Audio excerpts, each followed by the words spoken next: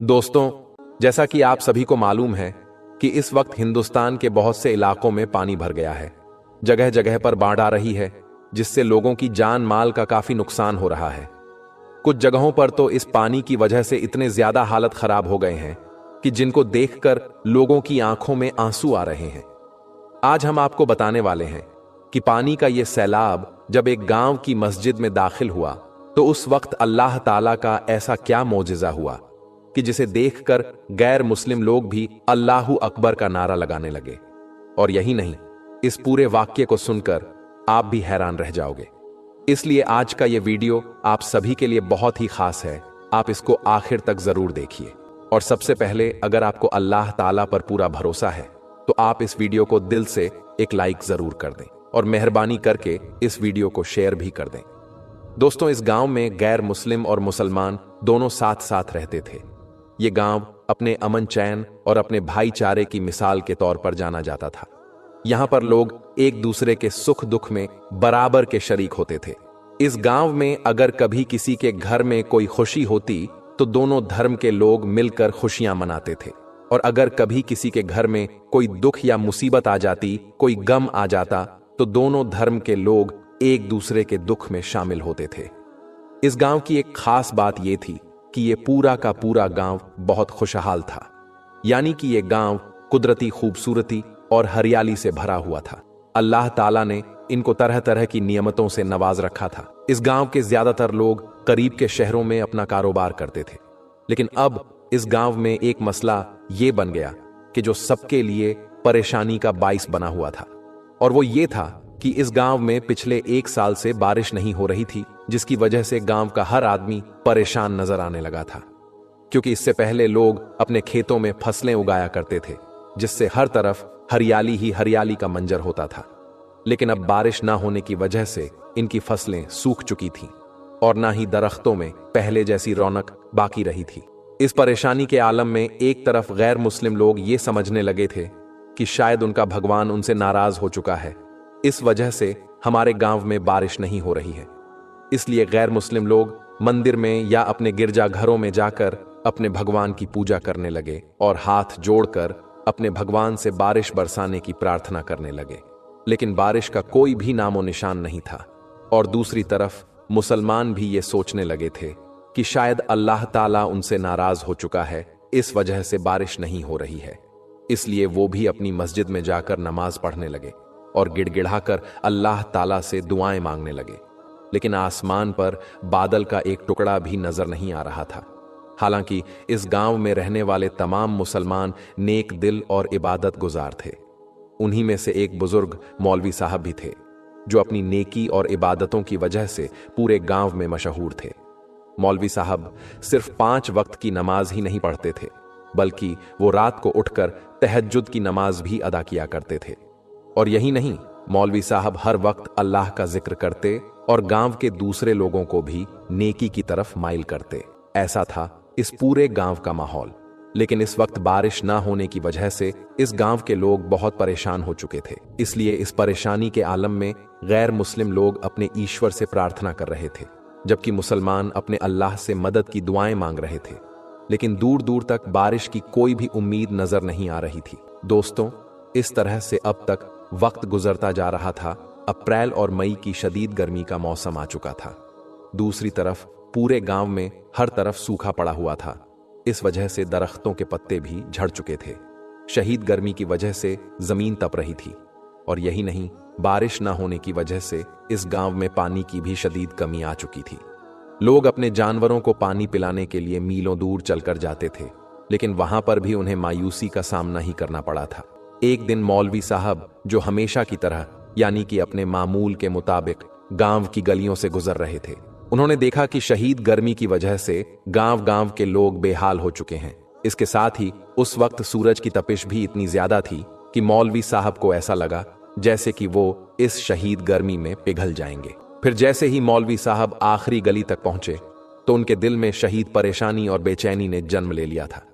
इसलिए फिर परेशानी के आलम में उनकी जबान से बेख्तियार अल्फाज निकल गए कि या अल्लाह, हमारे गांव में इतनी बारिश बरसा कि पानी हमारे सीनों तक पहुंच जाए। प्यारे दोस्तों, मौलवी साहब ने यह बात बगैर सोचे समझे ऐसे ही कह दी थी, यानी कि इस परेशानी में उनके मुंह से इस तरह की दुआ ऐसे ही निकल गई थी। उनका मकसद सिर्फ इतना ही था कि किसी भी तरह से इस सख्त गर्मी से निजात मिल जाए और गांव में बरसात हो जाए। अब जिस गली से मौलवी साहब गुजर रहे थे, उसी गली के किनारे पर एक फकीर बैठा हुआ था, जिसने मौलवी साहब की बातों को सुन लिया था। यह सुनकर वो फकीर बाबा मौलवी साहब से कहने लगे कि आप ऐसी दुआ अल्लाह से ना करें, क्योंकि हमारे गांव में ज्यादातर घर छोटे और कच्चे हैं। अगर इतनी ज्यादा बारिश हमारे गांव में हो गई तो फिर हम कहां पर जाएंगे? हमारे मकान ढह जाएंगे। अब मौलवी साहब, जो कि गर्मी से तंग आए हुए थे, वो फकीर की इन बातों को सुनकर कुछ नाराज हो गए और कहने लगे कि ऐ फकीर बाबा, तुम कुछ ना कहो। एक तो यहां पर बारिश नहीं हो रही है और ऊपर से तुम्हें अपने घर की फिक्र लगी हुई है। इतना कहकर फिर मौलवी साहब उन्हीं कदमों से मस्जिद की तरफ चल पड़े। अब उनके जहन में बस यही बात थी कि कैसे भी हो बारिश हो जाए और इस गर्मी से राहत मिल जाए। मौलवी साहब को इस वक्त इस बात का बिल्कुल भी अंदाजा नहीं था कि अगर उनकी दुआ की कबूलियत हो गई तो फिर यहां पर इतनी जबरदस्त और खतरनाक बारिश हो सकती है कि फिर हमें संभलने तक का मौका भी नहीं मिलेगा। खैर, इसके बाद मौलवी साहब जैसे तैसे करके मस्जिद तक पहुंचे तो वो निढाल हो गए थे। उन्होंने मस्जिद में दाखिल होते ही अपनी नजरें आसमान की तरफ उठाई। उन्होंने देखा कि आसमान पर अचानक से घने और काले बादल छाने लगे थे। ये देखकर मौलवी साहब की आंखों में खुशी की चमक आ गई थी। उन्होंने फौरन ही अल्लाह ताला का शुक्र अदा किया और फिर गांव वालों को खुशखबरी देने के लिए मस्जिद में मौजूद लोगों के पास गए और जाकर उनसे कहने लगे कि आज हमारे गांव में जरूर बारिश होगी। अब गांव के लोग जो पहले ही बारिश के लिए तरस रहे थे, वो उन बादलों को देखकर बेहद खुश हो गए।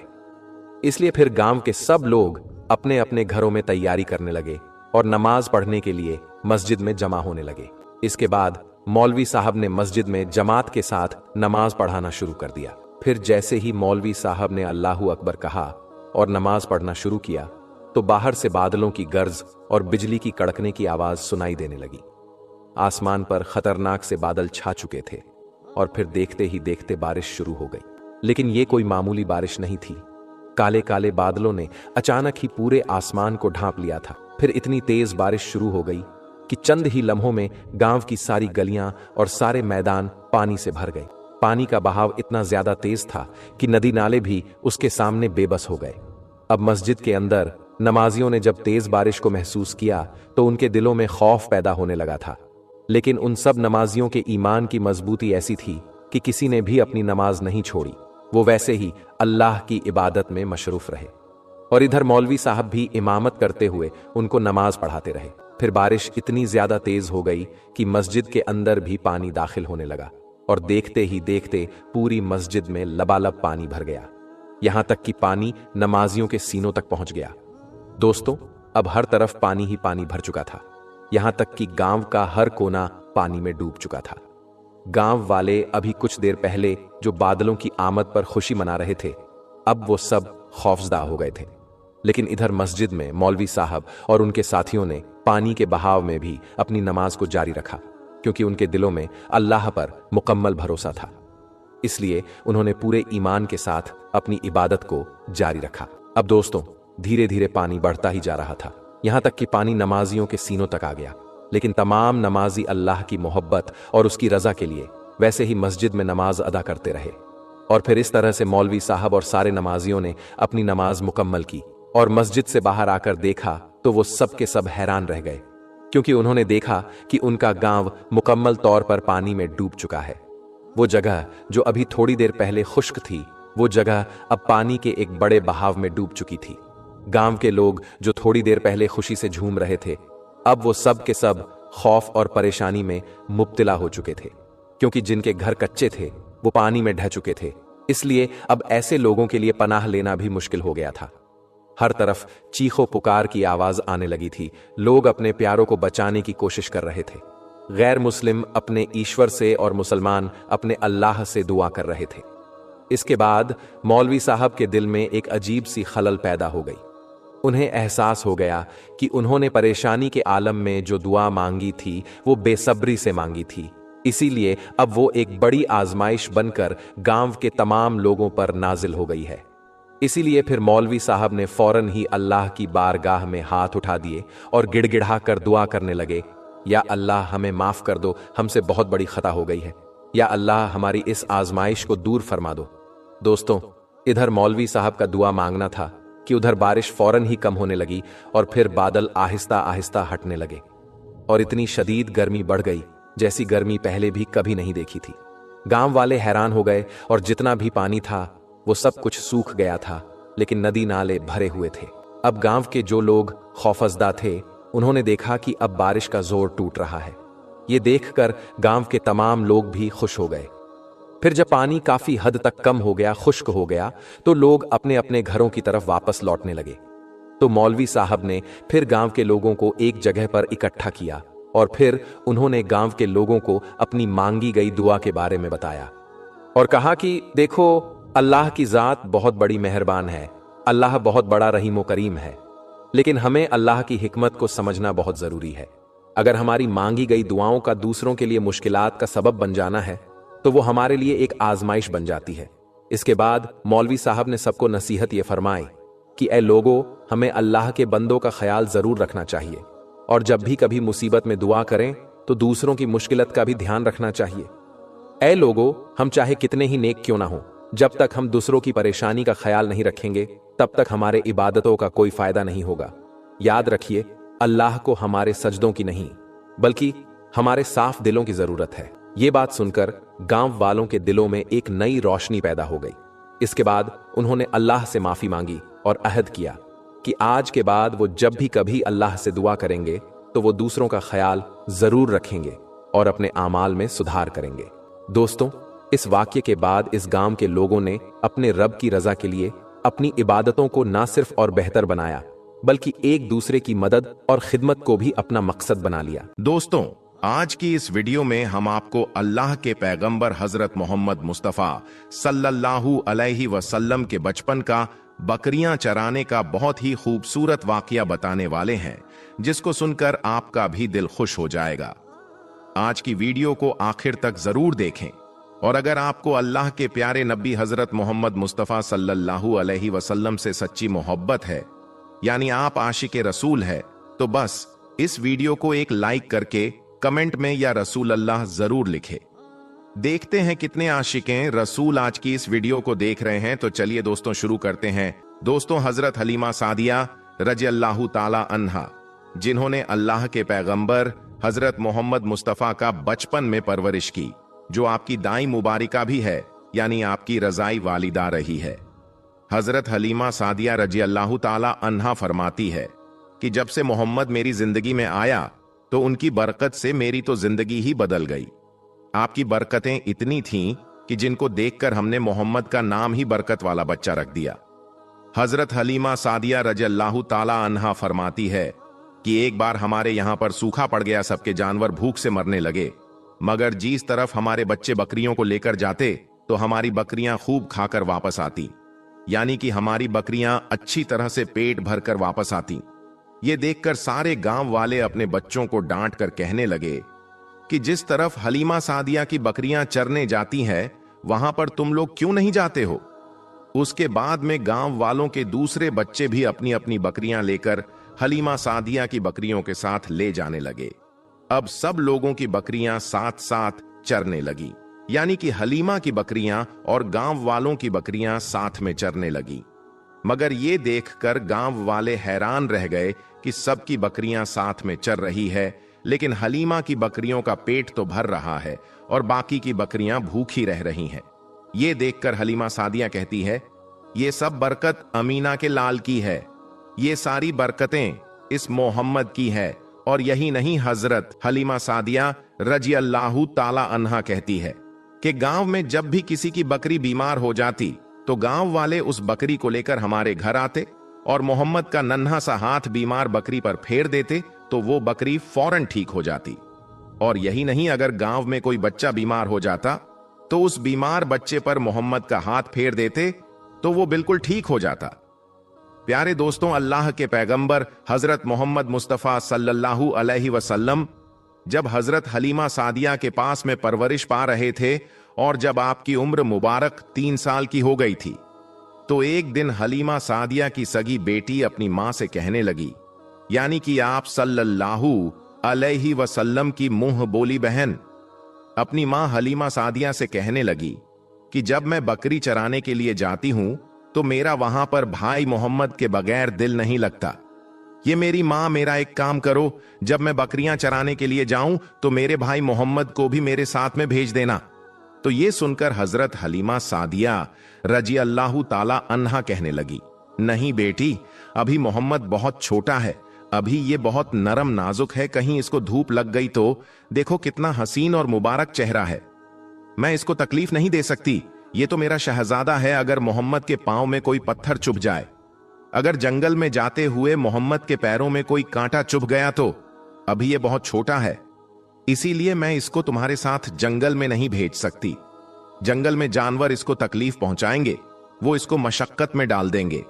ये सुनकर हजरत हलीमा सादिया की बेटी कहने लगी, ऐ मां, तुम धूप की बात करती हो, जब मैं कभी भाई मोहम्मद के साथ में बाहर जाती हूं तो आसमान से बादल आकर हम पर साया करते हैं। और अम्मी जान, तुम जंगलों के जानवरों की बात करती हो तो सुनो, जंगल के जानवर भाई मोहम्मद के मुंह को चूमते हैं, जानवर तो उसको सजदा करते हैं।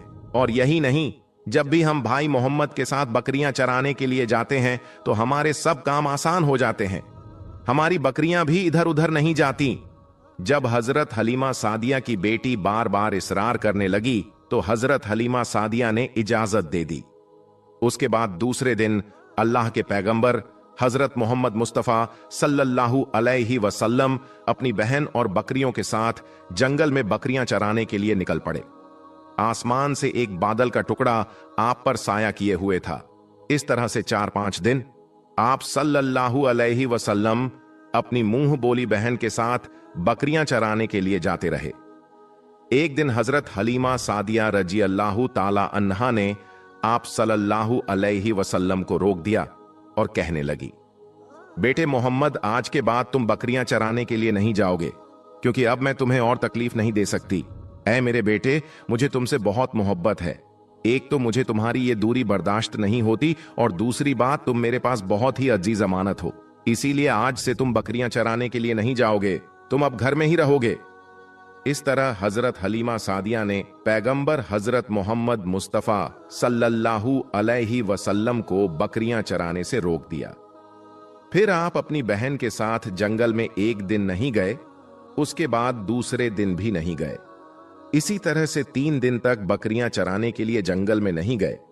तो तीसरे दिन हजरत हलीमा सादिया रजी अल्लाह ताला अन्हा ने देखा कि उनकी बेटी रोती हुई उनके घर आई। ये देखकर दाई हलीमा ने पूछा, यह मेरी बेटी क्या हुआ, क्यों रो रही हो? तो बेटी कहने लगी, अम्मा, हमारी एक बकरी को जंगल में एक भेड़िया उठाकर ले गया है। जब दाई हलीमा ने अपने बेटी के मुंह से यह बात सुनी तो दाई हलीमा की आंखों में आंसू आ गए। जब अल्लाह के पैगंबर हजरत मोहम्मद मुस्तफा सल्लल्लाहु अलैहि वसल्लम ने अपनी मां हलीमा सादिया रजी अल्लाह ताला अन्हा की आंखों में आंसू देखे तो आप सल्लल्लाहु अलैहि वसल्लम के आंखों में से आंसू बहने लगे, क्योंकि आपका दिल बचपन से ही बड़ा नरम था, किसी का भी दुख आपसे बर्दाश्त नहीं होता था, और दाई हलीमा तो आपकी वालिदा मोहतरमा थी। फिर आप सल्लल्लाहु अलैहि वसल्लम कहने लगे, अम्मी जान, आप रोती क्यों हो? हलीमा सादिया कहने लगी, यह बेटा मोहम्मद हमारी एक बकरी को जंगल में एक भेड़िया उठाकर ले गया, पता नहीं अब हमारी बकरी के साथ वो क्या करेगा। तो ये सुनकर अल्लाह के प्यारे नबी सल्लल्लाहु अलैहि वसल्लम ने फरमाया, अम्मी जान, आप रोना बंद कर दो, हम हमारी बकरी को अभी वापस लेकर आते हैं। ये बात सुनकर अम्मा हलीमा सादिया कहने लगी, नहीं मेरे बेटे, आप जंगल में मत जाना, भेड़िया खतरनाक होते हैं, वो कहीं आपको नुकसान ना पहुंचा दे। इसी तरह दाई हलीमा मना करती रही, लेकिन आप सल्लल्लाहु अलैहि वसल्लम नहीं माने और कहने लगे, नहीं अम्मा, हम अभी के अभी हमारी बकरी को वापस लेकर आते हैं। उसके बाद अल्लाह के पैगंबर हजरत मोहम्मद सल्लल्लाहु अलैहि वसल्लम बकरी की तलाश में जंगल पहुंच गए और एक सदा लगाई। सदा दी आपने, ऐ साकीने सहरा, इधर आओ, मेरी अम्मी की बकरी ले गया है, कौन बतलाओ। सदा सुनते ही सारे भेड़िए जानवर सब आए झुकाकर सर सलामी दी, अदब उनका बजा लाए। ये जंगल के जानवरों मेरी अम्मा हलीमा की बकरी वापस बस आप सल्लल्लाहु अलैहि वसल्लम का इतना ही फरमाना था कि जंगल के तमाम जानवर बकरी को साथ लिए दौड़ते हुए आए और उनके कदमों में झुककर सलामी देने लगे। इतना कहकर वो भेड़िए आपके कदमों में बैठ गए और निहायत ही अदब के साथ कहने लगे, ए अल्लाह के नबी, आप पर हमारी जान कुर्बान। इतना सुनकर आप सल्लल्लाहु अलैहि वसल्लम ने फरमाया, ये जानवरों, क्या आपको मालूम नहीं था कि ये बकरी हमारी अम्मा हलीमा की है? बताओ, तुमने हमारी अम्मा को तकलीफ क्यों दी? क्या आपको मालूम नहीं अभी भी हमारी अम्मा रो रही हैं? आपने क्यों हमारी अम्मा की बकरी को उठाया? तो वो जानवर कहने लगे, ए अल्लाह के रसूल, आप बकरियां चराने के लिए कुछ दिन तो जंगल में आए। उस वक्त हम छुप छुप कर आपके हुस्न का दीदार करते रहे और देखते थे कि इस कायनात के बनाने वाले ने अपना महबूब कैसा बनाया। ए अल्लाह के रसूल, उसके बाद आपने जंगल में आना ही बंद कर दिया। 3 दिन गुजर गए, आप जंगल में तशरीफ ना लाए। तो ये देखकर हम सब ने यही सोच लिया, पकड़ लो एक बकरी, आप फिर तशरीफ लाएंगे। इसी हीले से हम सब आपका दीदार कर पाएंगे कि अगर अल्लाह के रसूल सल्लल्लाहु अलैहि वसल्लम के हुस्न का दोबारा दीदार करना है तो हलीमा की बकरी को उठा लाओ। मोहम्मद उस बकरी को छुड़ाने के लिए जरूर आएंगे, क्योंकि वो अपनी मां को रोता हुआ नहीं देख पाएंगे, और इस तरह से हमारा दीदार मुस्तफा होगा। और वो जानवर कहने लगे, ए अल्लाह के रसूल, आप पर हमारी जान कुर्बान। बहाना तो इस बकरी का था, लेकिन हमारा मकसद सिर्फ आपका दीदार करना था, इसीलिए हमने आपकी अम्मा की इस बकरी को निशाना बनाया। तो दोस्तों, देखा आपने मोहब्बत का ये मंजर। इन जानवरों में शेर जो खूंखार माना जाता है वो भी था, भेड़िए जो खूंखार माने जाते हैं वो भी थे, जंगल में जितने भी खूंखार जानवर थे वो भी इस जानवरों में शामिल थे। दोस्तों, अगर एक बकरी को कोई भेड़िया उठा ले जाता है, कोई शेर उठा ले जाता है, तो उसे छोड़ता नहीं है, उसे अपनी खुराक बना लेता है। लेकिन आप यहां पर इस मोहब्बत को देखिए कि जानवर भी जिसको सजदा करते हैं, ऐसे हैं हमारे नबी सल्लल्लाहु अलैहि वसल्लम।